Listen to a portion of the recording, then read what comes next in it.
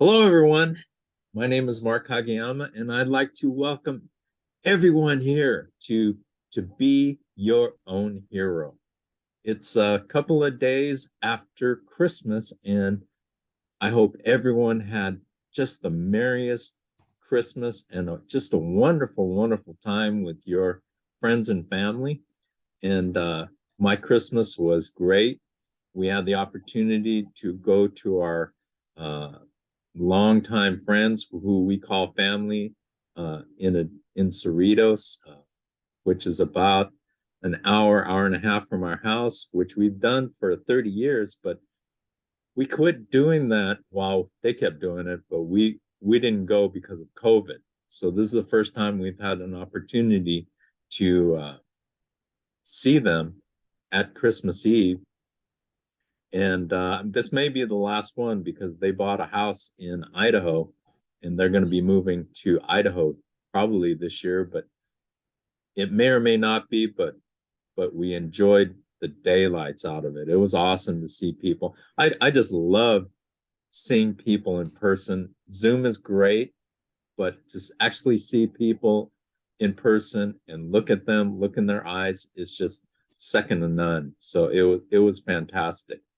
Uh, and I like to bring back just a wonderful, wonderful person. I just love talking to her.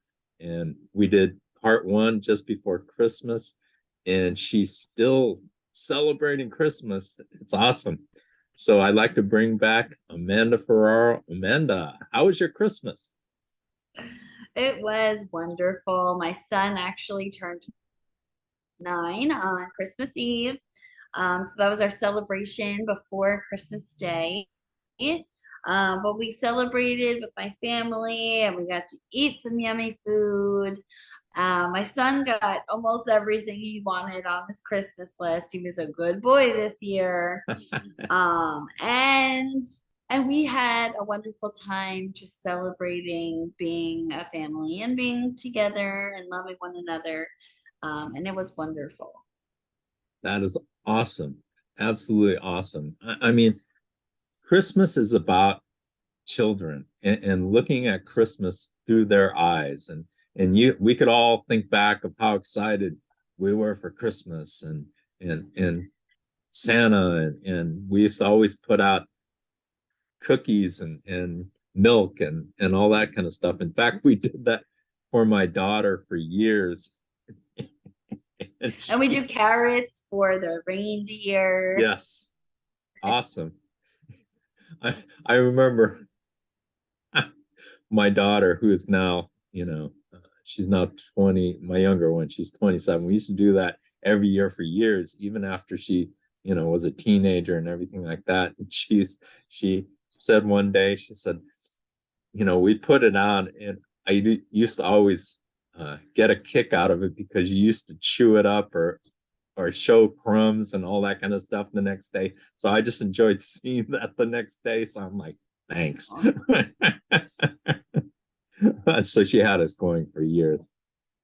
But Oh, that's cool. yeah, anyway, I'm so glad to hear that Christmas was great. And, it's all about family and it's all about the true meaning, which is the coming of Christ and celebrating the birth of our Lord, which is awesome. And Yeah. so, what we'd like to do is pick up where we left off from part one, which was really fun and really exciting to hear your story, Amanda. And it's not over because there's a lot No. more that Yeah. we need to talk about. So I think we left off around my stem cell transplant. So after the second induction chemo, once I relapsed, the doctors said, because of your genetic mutation, you have a 10 to 20% chance of surviving with just chemo. And it's a very grim outlook. So we would like to do a stem cell transplant. And my first thought was, no, I don't want to be in the hospital anymore. Um, but after speaking with my family and, the minister and my parents, I just kind of felt like if I really wanted to be there for my son and, try and fight this disease, the stem cell transplant was the way to go. And I was scared. Not gonna say I wasn't. I had to be in the hospital more. It was a lot. But I did induction chemo with MEC, which is really strong chemo. I came out October 22nd, which was Monday Night Raw. We're big wrestling fans. That What was the year? What day year that was that? 2018. Okay. 2018, yeah. And when I had came home, there's a wrestler, Roman Reigns. He had relapsed with leukemia and had announced it live. So I had just came home when he announced that. And for my son, that was huge because he was 3 when I was diagnosed. He hadn't really seen people that were bald or that he knew had cancer. So with that being on live television and him hearing that, someone he looked up to and his hero had cancer too, he was like, oh, he can beat cancer like my mom can. And we would use wrestling terms on how I was feeling. Like, I feel like somebody suplexed me and my back hurts right now. And it really helped my relationship with my son. It was a huge part of our daily life. So that was really cool. And Oh, then that's awesome. they found a stem cell donor for me quite easily.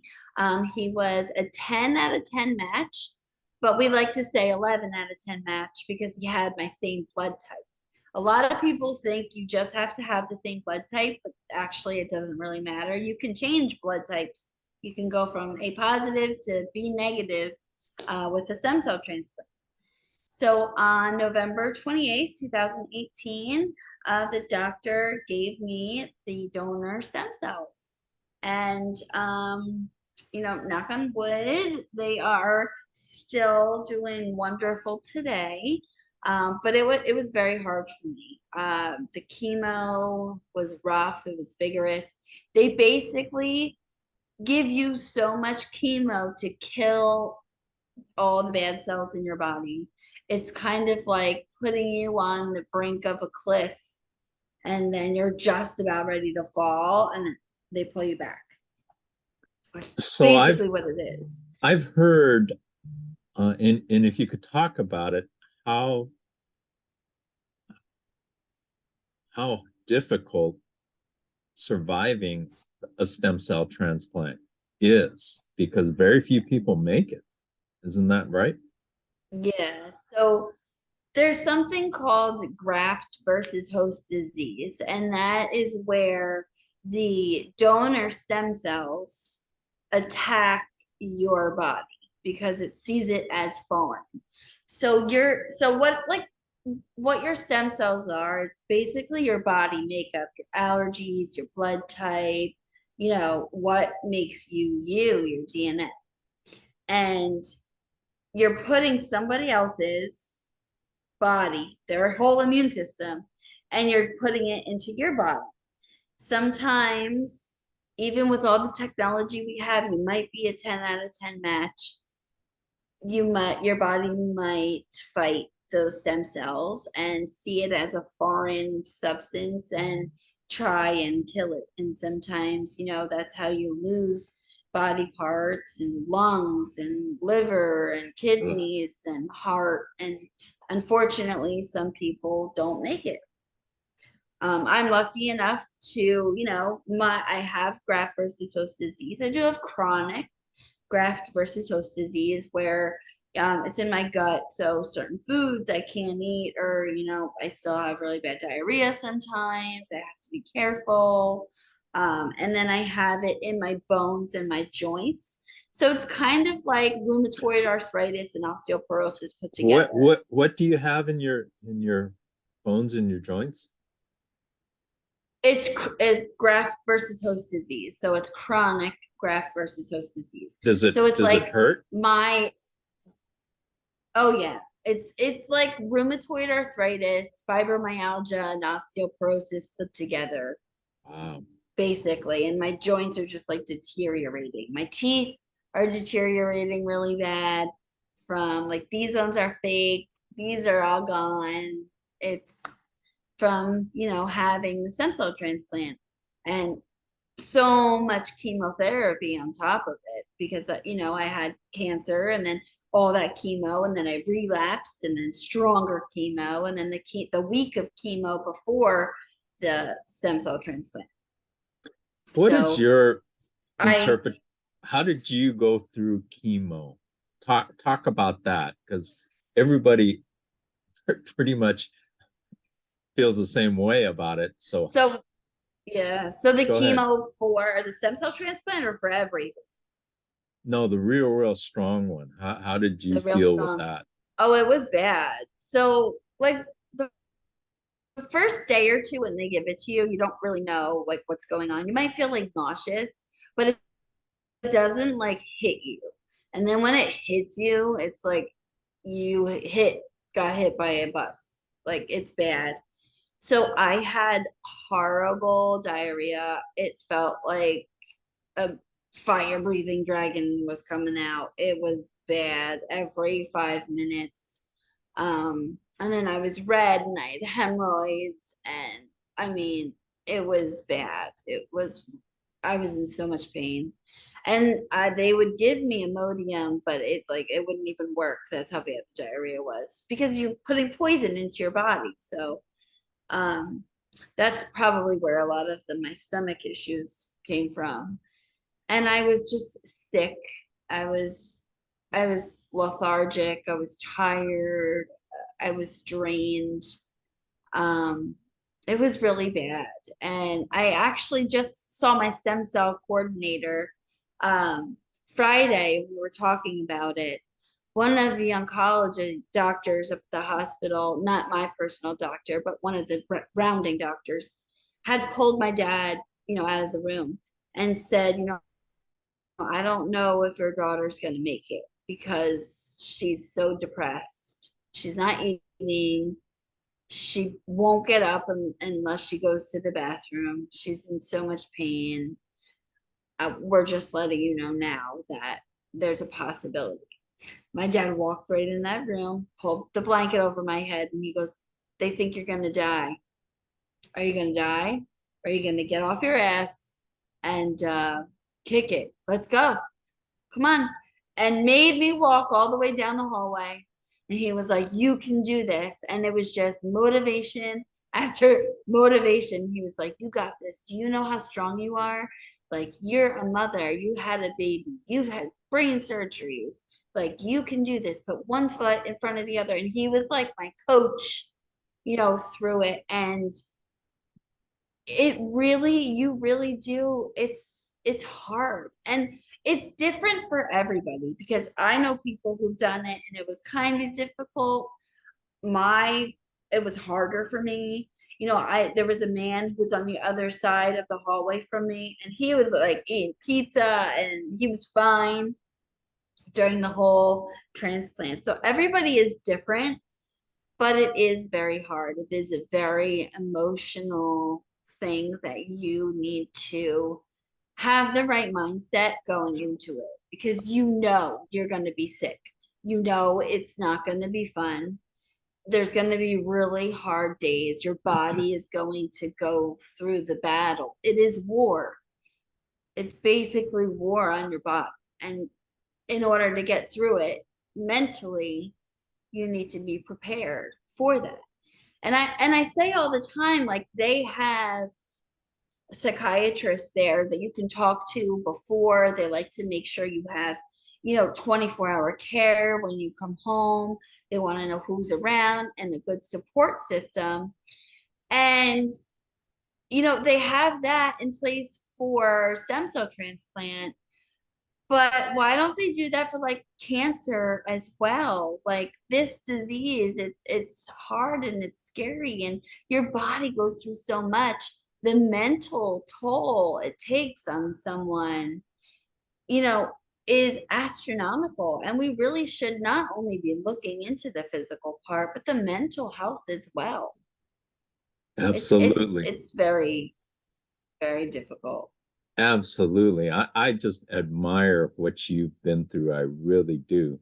And for you to Thank you. have your beautiful attitude, I love it. Absolutely love it. And um it is hard. It, the fascinating thing about cancer is it's such, and you talked about something that I talk about daily, is the mental part of this journey. It's just so important. You have to keep control of your mind and your mindset throughout, because if you don't, if you let it succumb to the things that you're going through, then it just makes it so much tougher. And Yeah. I really admire you, and I'm honored and to know you, and to see your attitude is just fantastic, absolutely fantastic. So Thank my hat's off to you. you. So I had to throw Thank that you. in there. So go ahead and continue, please. Yeah, so the recovery from stem cell transplant. So, I mean, everybody's different. Everybody's different. I went in November 21st and I got home December 19th. It was like just 6 days before Christmas. I was able to be released from the hospital. Um, I came home with about 30 medications that I had to take, you know, inhalers, medicine to coat my body. I had sanitizers. I had Tacro and pain medication and stomach medication and antivirals and antibiotic. I mean, a lot of medication. And then again, you think like the cost of everything, you know, because you just had the stem cell transplant and then they're giving you all of this stuff on top of it. And then your diet changes also. You have to be careful of what you're eating. So, you know, there's a lot of changes and financial things that go into it as well that, you know, some people don't understand. Um, but recovering from transplant was difficult. I was fatigued for a good 6 months to where walking from my bedroom to the bathroom, which was about 30 feet, if that, I would be out of breath. There were times I would just crawl because I didn't have enough energy to make it there. Um, I mean, I couldn't take a shower by myself. I couldn't get dressed by myself. I could not make meals. Um, and that's hard and it takes a toll on you because it's like, okay, I'm doing this to save my life, but I'm needing 24-hour care. And, you know, is it worth it? Like, why did I do this? And it's hard. Like, at the end of the day, at the end of the tunnel, the light that's gonna come to you when you're through with this is going to be amazing. But getting through it is so difficult and it's hard. And again, it's like you need to have a support system and you need to be mentally focused and you know, I like to say faith really does help when you're in this type of situation because it is hard, it is difficult. But You know, I got through. I'm just, I just marvel at what you're saying, because it, I'm 64 years old and I was nowhere near your level of knowledge or your level of understanding what life's all about at your age. And I honestly don't know what your age is, but I know you're a lot younger than me. I'm And for you, 34. you're a baby Proud of still. it. But I marvel at your understanding and your maturity. I mean, it's just I wasn't even close to that. At your age, I was like, caught up in all the rest of the things that the rest of the world is. But until you face your own mortality, that's when you start really learning how to grasp the things that you're talking about here. So I really admire that. Well, it was that, and then I've had, like, my younger sister had brain cancer when she was 6 years old. She had a primitive neuroectodermal tumor, which they call something different, glioblastoma, I think now. So I, witnessed that. My mom, like, lived in the hospital with with my sister. I lived with my grandmother, while my dad worked, and my grandmother took care of me. Um, and then once my sister was better, my aunt was diagnosed with cancer.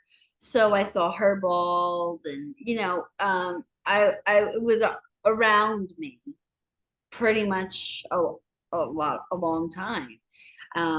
So I was aware of, like, what people look like, and what it's like to have cancer or be sick. So I think that did help me also, because I kind of understood, and I was just like, okay, it's my turn. Wow. And then I've had 7 brain surgeries as well, so I think from an early age, I kind of got thrown into the medical world of, things happening, but it did, like, raise my, I don't know how to put it. It threw me into this. If you have this and you want to know how to beat it and you want to do the best for yourself, start studying, start looking things up. No one's going to do it for you. And I think that's kind of why I'm knowledgeable now, because I did all the research. I wanted to know what my numbers were, and I wanted to know what would help, and I wanted to know these things because, when the doctors are talking, you don't know what neutropenia is, you don't know what the levels are supposed to be, and they, like, throw things around. But, you know, that's what I did when I was in the hospital. I was looking things up. I was seeing what it was supposed to be. I was seeing what things could help. And I think that it helped me be able to take my cancer and kind of, like, I'm the boss of it. I know what's going on. We're going to get rid of you. That's kind of how basically I felt. The name of this channel is called To Be Your Own Hero. And what you just said epitomizes that to a T. Absolutely. You are being your own hero because it it's our lives that are at stake. It's not the doctor's life. And that's their job, is to, go in there and do the best that they can for their patient. But, once whatever time they quit, 5 o'clock or whatever, then they're done. And in the meantime, we are all, as patients, still going through it 24/7. So you my hat's off to you. You are the epitome of being your own hero. So I had to throw that in there. I just admire that so much. Thank you. So then after, well, I had my blog during the whole cancer journey. Um, and then I started, I'm writing on Twitter, and I really like Twitter, and my name, like, it was funny. So it kind of, like, got out there, and I grew a following pretty fast. And then I started blogging on different blog sites. I did Philadelphia Inquirer. I did Cure Magazine, Cancer Today Magazine. Um, I did Random Acts of Light. We actually got to meet Roman Reigns through the Leukemia and Lymphoma Society, which is awesome. I am a peer-to-peer connection volunteer with LLS. I have an abstract and medical journal that I had written, I was part of. Um, And I just really want to get awareness out there about like what cancer is. It's not black and white. There is many gray areas, and in the movies or in books, or like you see someone has cancer and they're like, okay, well, they're either gonna die or they'll get better and life goes back to normal. And that's not how it is at all whatsoever. And recently, well, we knew I had this genetic mutation, the TP53. And upon further research of that, we found that we have Lee-Fraumeni syndrome. My mom, my grandmother, me, a few of my cousins have like the breast cancer gene and the basal cell gene. So we're doing lots of research with it. I actually found a doctor who's been doing this his whole entire life about this TP53. I have a child, and I wanted to know for me if it's something I need to worry about for my child. I'm going to be proactive about it because when my sister was diagnosed, there wasn't really genetic testing being done. So I'm like, I'm going to make sure that we know, and I want to do it. Well, we found out that there's a mutation on top of the mutation. Um, and it's on codon 72. So he doesn't know if it's a variant or a mutation, but it's never seen before. It's not in any medical books. It hasn't been reported on. The doctor who has taken over this case has brought it around the world to different hospitals and facilities and doctors high rank, and no one knows why I have it and where it came from. So I always try to tell people, you are your best advocate. You have to be your advocate. And if you're not, nobody's going to do it for you. And because I wanted to know what was going on, and, for my child and my grandchildren down the road, or, whoever, I want to make sure that I'm going to, while I'm alive, advocate for them. And I just so happened to find out that I am the rarest of the rare person with this never seen before something. Um, and maybe that could be in a medical journal or something, but I can help so many other people by raising my voice. And for me, that is like the coolest thing that I could do. And I always say, I do get nervous about that because I'm like, it's in my germline and no one's seen it before, and nobody knows if it is cancer causing or we can get cancer faster or what it is. But at the end of the day, like, maybe that's why God put me here. Maybe that's my reason. Maybe I'm here to bring that awareness to people, and he's speaking through me. Hey, here's something new we've never seen before. Why don't you look up this, research this? Maybe we'll be able to cure people that do have this mutation through this one person that we can test on. Let, So through let's everything I have been through, I mean, I just am so, I just marvel at what you've been through. It's unbelievable. And the thing that keep keeps me wondering here is, how did you develop your incredibly positive attitudes? I just love it. Absolutely love it. oh, my So mother, 100%.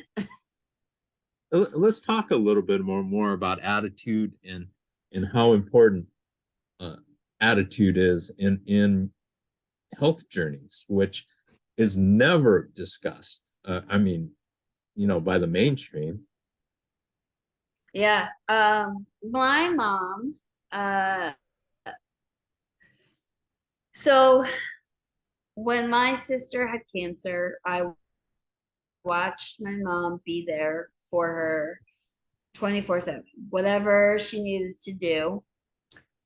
She might have cried, when we weren't around, or it might have been hard for her, but she always had a smile on her face. She always made sure that we were happy and healthy and put us first and tried her best.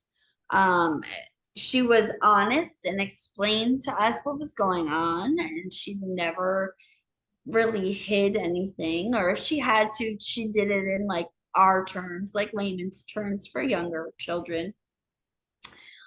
But it was really my mom who kind of put my mindset, because that's what I saw. Okay, this is happening, but we're gonna get through it. And then afterwards, it'll be over and done with. This is life. We have to, sometimes things come up.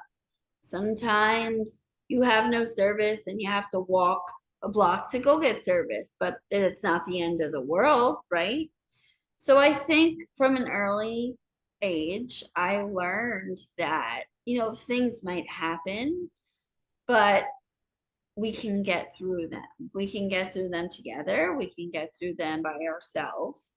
But if you are focused and have a good mindset, and if you need to do breathing techniques, if you want to do yoga, if you want to read, if you want to scream into a pillow or listen to your favorite music blasting, we can take a minute and you can relax, but you're never going to give up. You're always going to get right back on the horse and try again and keep pushing yourself until you get over it, because you are the one who needs to make that decision. No one can make it for you. And both of my parents were very, you can do this, like, congratulations. It was always we were celebrated for the good things we did, and they always made us feel so confident. And just that praise really made me be able to get through what I have gotten through my entire life. And just seeing how strong my mom was, and my dad, and my whole family, it really made me who I am today. And I try to do the same, for my son. If you need a minute and you're going to be upset, that's fine. You can take a break, but don't quit. Try it. We always say, like, if I'm doing a crossword and I've been looking at this thing for an hour and I can't find it, maybe a fresh pair of eyes, maybe they can help me. Go away and do something and come back and look at it. Maybe you'll be able to find it. It's the same thing with mental. If you're having a hard time doing something, or you're upset and you're depressed and you don't know what to do, talk to somebody about it. Maybe a fresh pair of ears are going to help you. Get it out. Don't keep it in, which is why I love blogging. It's like therapy to me, because especially cancer, you're going through a cancer diagnosis. Not many people can understand your cancer diagnosis. Whether you're African American and you have a child, and you're the sole proprietor of your house, like you're head of household, no one's going to understand that journey except for people who are going through that journey. You're a mom, you have a child, like, you own a business and you're diagnosed with cancer. Like, no one's going to understand that unless there's someone who is going through the same things you are. And that's why I say, don't treat cancer patients as numbers. When you're first diagnosed with cancer, your whole world like changes completely. But the person you're treating had a life before cancer. And sometimes that life can't just stop. You can't just put your children on hold. You can't say, just wait until I'm done with this. You have to learn to live with the diagnosis, the cancer, the chemo, the medication, the medical bills, the house, the rent, like everything all at one time, and that can be really hard. But if you have someone to talk to, if you have peer-to-peer support, someone who's been through it, someone who can help you with getting, funding or grants or whatever it is, that helps so much. And that's why I love being a patient advocate and helping cancer patients through their journey. And just letting them know, like, hey, our journeys might not be the same, but I've been through some tough stuff in my life and I can help you. And that's my favorite part of this whole entire thing, is just knowing that through my story I'm able to help somebody else. That is awesome. That is truly awesome. I think so many people let we're in a world today that's so negative and divisive, and people start buying into that. And you don't, I don't. And my day has no room for negativity. I mean, we're human.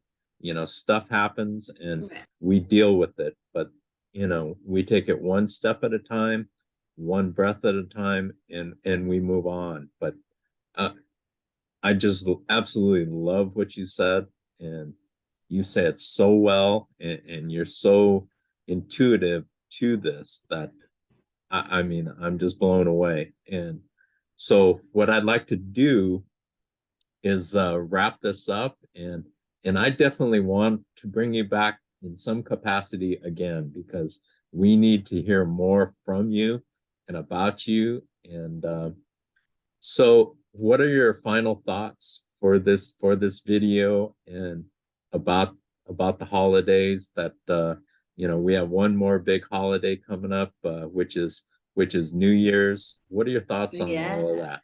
What are your Well, reflections on I 2022? know that you like sharing quotes, and this is my quote for the new year. Be who you are, not who the world wants you to be. Do things for you.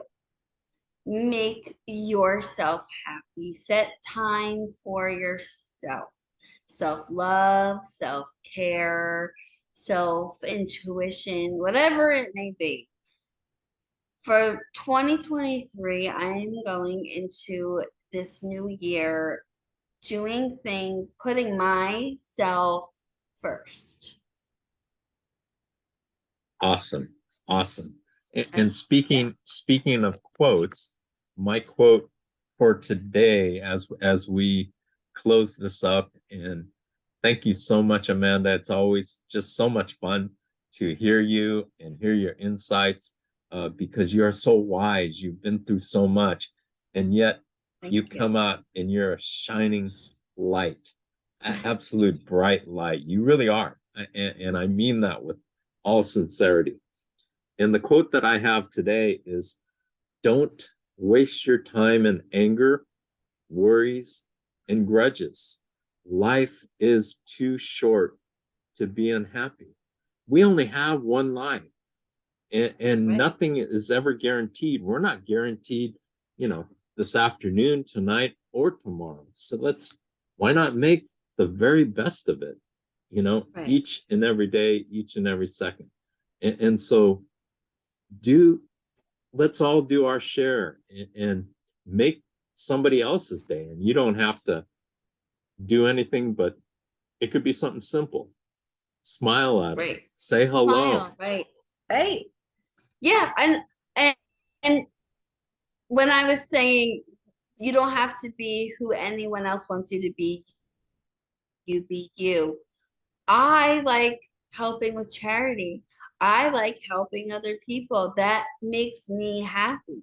It doesn't have to be, don't listen to anybody, like be like away from people or be your own boss, but do what makes you happy. If you like going and volunteering at the animal shelter, go do that. Make yourself happy. If you want to go around and um, help the homeless people, work at a homeless shelter, um, make a food drive. Those are things that can make you happy. Do those things. Make yourself happy. Let this year be about you. Take charge of your medical, what you're going through.